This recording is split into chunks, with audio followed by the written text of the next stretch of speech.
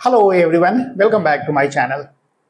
So in this particular video, we will try to understand that how we will use the set and get function inside our global state management. Sustand is automatically providing the special function that is called the set, and also it provides a get function. अब यहाँ पे समझना जरूरी है कि set हम लोग कब यूज करेंगे और get कब यूज करेंगे. So we will learn the get function and set function with the help of one use case.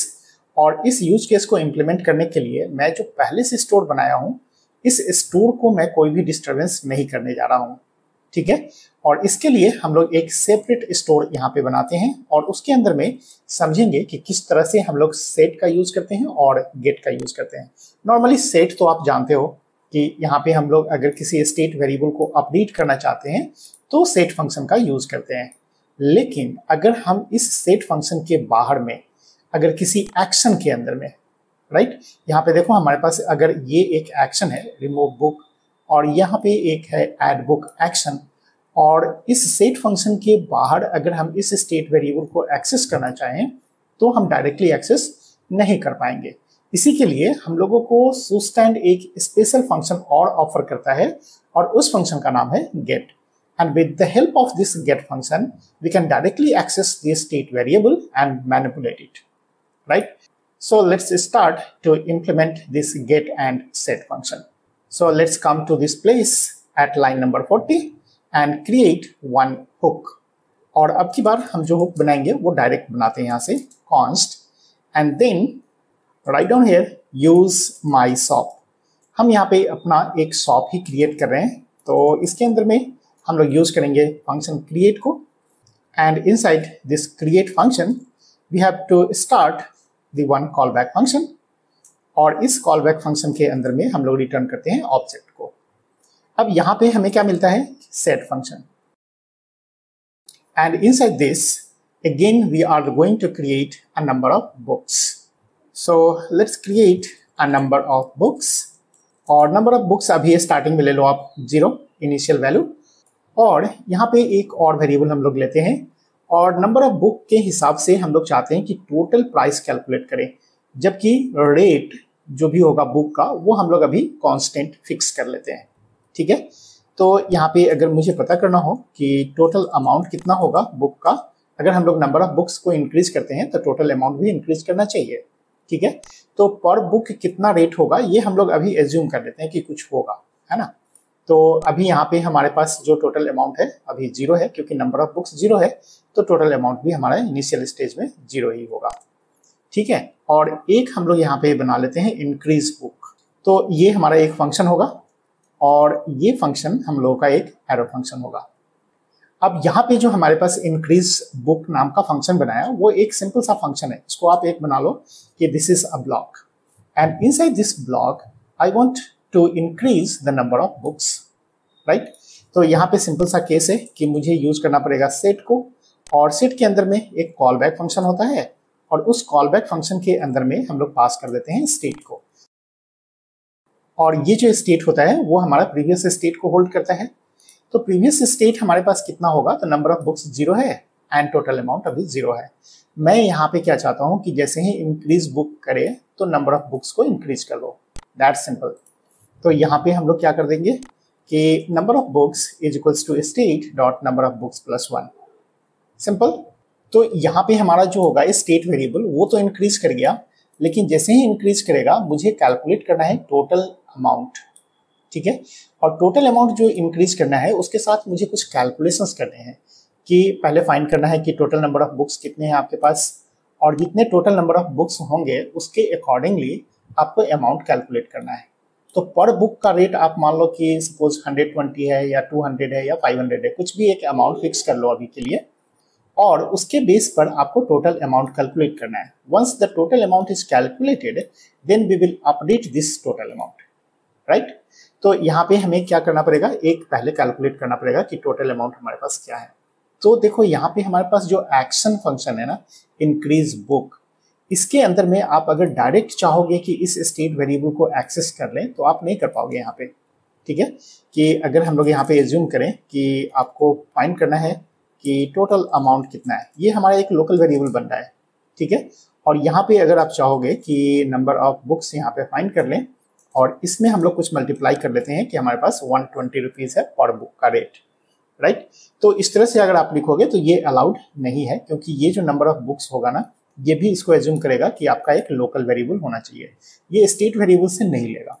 तो स्टेट का वेरिएबल अगर आप एक्सेस करना चाहते हो तो इस तरह से नहीं करके, और इसके साथ एक मैजिकल फंक्शन हम लोगों को यहाँ पे चाहिए सेट, और दूसरा फंक्शन चाहिए हमें get, and this get function is used to find the current state, right.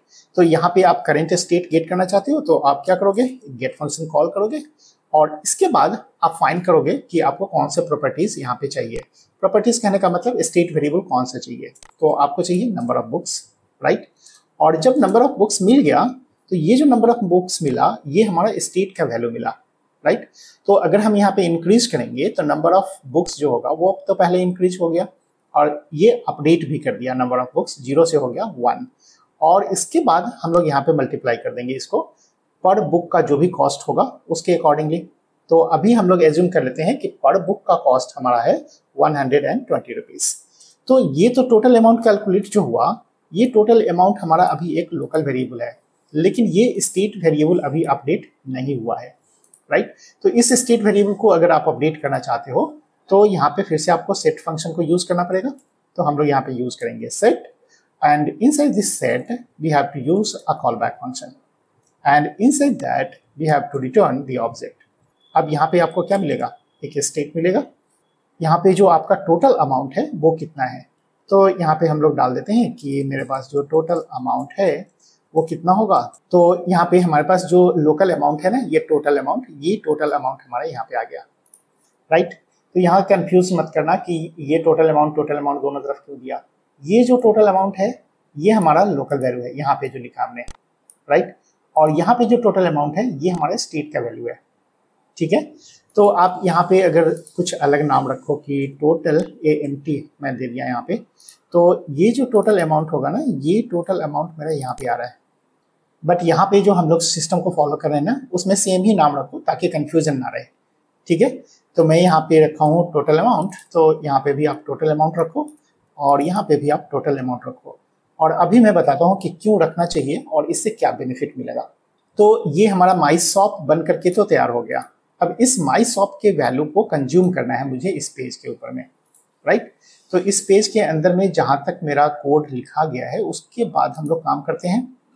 तो यहाँ पे आते हैं और एक और हम लोग डिवीजन बना लेते हैं यहाँ से।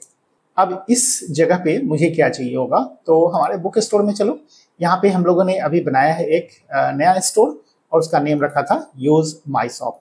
तो इस यूज माई शॉप को पहले तो आप यहाँ पे इंपोर्ट कर लो, और यहीं से मैं अपना एक स्टोर को भी इंपोर्ट कर लेता हूँ, और यहाँ पे हमारे पास यूज माई शॉप।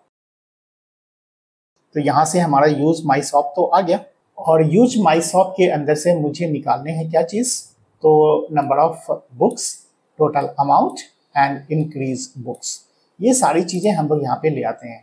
तो ये लाना तो सिंपल है, कांस्टेंट डी स्ट्रक्चर कर लो and then use my shop, और यहाँ पे आपको मिल जाएगा टोटल स्टोर जो भी है यूज माई शॉप का, और यहाँ से हमें चाहिए होगा नंबर ऑफ बुक्स, तो नंबर ऑफ बुक्स ले लो। उसके बाद में आपको चाहिए होगा टोटल अमाउंट।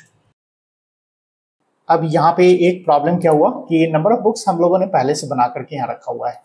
तो एक काम करते हैं, यहाँ पे हम लोग कुछ वेरिएबल्स जो लिया था नंबर ऑफ बुक्स उसको चेंज कर लेते हैं कि यहाँ पे रख लेते हैं केवल नंबर बुक, ठीक है। तो यहाँ पे भी आप अपडेट कर दो नंबर बुक को, जहाँ जहाँ पे आपके पास नंबर ऑफ बुक्स है वहाँ पे ऑफ को खाली हटा देना है। ऑलराइट, तो ये हमारा हो गया यहाँ पे, और अब यहाँ पे हम लोग इंपोर्ट कर लेते हैं नंबर ऑफ बुक को, ठीक है।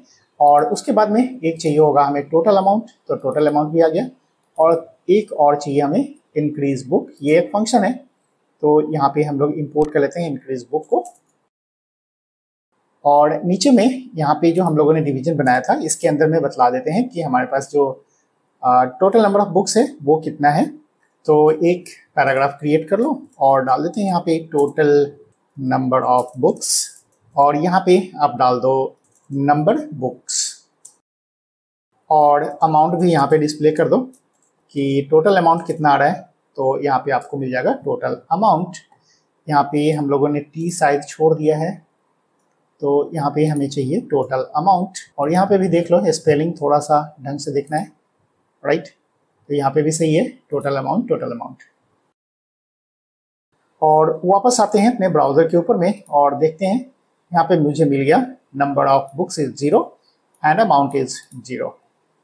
अभी थोड़ा सा और इसको हम लोग इनहांस कर लेते हैं और यहाँ पे कर लेते हैं स्पैन, और नंबर ऑफ बुक्स को आप स्पैन के अंदर डाल दो और इसका स्टाइलिंग हम लोग चेंज कर लेंगे। तो क्लास नेम कर लेते हैं और क्लास नेम के अंदर में हम लोग कर लेते हैं text to excel and text कर लेते हैं ग्रीन, और सेम स्टाइल हम लोग डाल देंगे जो टोटल अमाउंट है उसके ऊपर।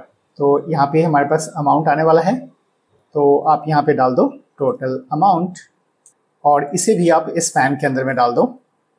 तो यहाँ पे हम लोग डाल देते हैं स्पैन और इसके अंदर में स्टाइलिंग जो हमने कॉपी किया था उसे भी डाल देते हैं और इसको थोड़ा सा हम लोग अरेंज कर लेते हैं। जो स्पैन हम लोगों ने यहाँ पे डाला था उस स्पैन के अंदर में टोटल अमाउंट को डाल देते हैं। यहाँ पे डबल हो गया था, इसको हटा देते हैं। All right, so let's see the number of books is 0 and amount is 0। और यहाँ पे एक बटन हम लोग बना लेते हैं और उसमें हम लोग बोलते हैं कि नंबर ऑफ बुक्स को इंक्रीज करो, ठीक है। तो यहाँ पे एक पैराग्राफ हमने बनाया था, उसके नीचे में ले लेते हैं बटन एंड यहाँ पे कर लेते हैं इंक्रीज बुक्स और यहाँ पे इवेंट आप डाल दो ऑन क्लिक। और ऑन क्लिक के अंदर में हम लोगों ने जो फंक्शन इंपोर्ट करके रखा है यहाँ पे इंक्रीज बुक, यहाँ पे बुक टी नहीं है, बुक। ऑल राइट, तो इंक्रीज बुक और यहाँ पे हम लोग डाल देते हैं इंक्रीज बुक को एंड देन सेव इट। और इसे थोड़ा बटन का अगर स्टाइल देना है तो यहाँ पे हम लोग डाल देते हैं class name and px10 py1 border डाल देना है यहाँ पे और बॉर्डर का कलर आप कर दो ऑरेंज। ऑल राइट, और सेव कर लेते हैं। वापस आते हैं ब्राउजर के ऊपर में, यहाँ पे है इंक्रीज और इसको क्लिक करते हैं तो देखो number of books is 1 and price is 120। अगर आप इसको इंक्रीज करते हो तो आपका प्राइस भी इंक्रीज करेगा। वेरी गुड, ये तो सही सही काम कर रहा है। अब वापस आते हैं हम लोग अपने स्टोर के अंदर में और यहाँ पे कुछ और चीज़ें समझ लेते हैं। अब यहाँ पे देखो कि जावा स्क्रिप्ट के अंदर में क्या होता है कि जब आप ऑब्जेक्ट को इंडिकेट करते हो और उसमें की एंड वैल्यू दोनों का अगर नेम सेम रखना चाहते हो तो आप डायरेक्ट इसको ऐसे लिख सकते हो और कोलन दे करके लिखने की जरूरत नहीं पड़ेगी। तो यहाँ पे सिंपल सा एक हम लोग कर दिया क्या कि सेट कर दिया टोटल अमाउंट को, और जैसे ही आप टोटल अमाउंट को यहाँ पे यूज़ कर रहे हो, स्टेट का यूज़ नहीं कर रहे हो, तो फिर आपको यहाँ पे स्टेट पास करने की जरूरत भी नहीं पड़ेगी, ठीक है। और ये एक बिल्कुल छोटा सा कोड हो गया, हमारे पास टोटल अमाउंट आ गया और इसको हमने यहाँ पे डाल दिया। अब इसे सेव कर लो। तो देखो यहाँ पे टोटल अमाउंट अपडेट करने के लिए बिल्कुल छोटा सा कोड हो गया, और अगर आप पहले वाला कोड नहीं इम्प्लीमेंट करते हो तो ये देखने से आपको थोड़ा सा कन्फ्यूजन हो सकता है। तो इससे धीरे धीरे आप इम्प्रूव करोगे अपने लॉजिक को, तो ये बात समझ में आ जाएगी कि हम लोग यहाँ पे क्या कर रहे थे।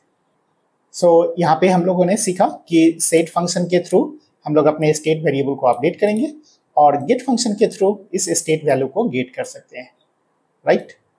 सो इस वीडियो में हम लोग इतना ही रखते हैं, फिर मिलते हैं नेक्स्ट वीडियो में। तब तक के लिए बाय बाय।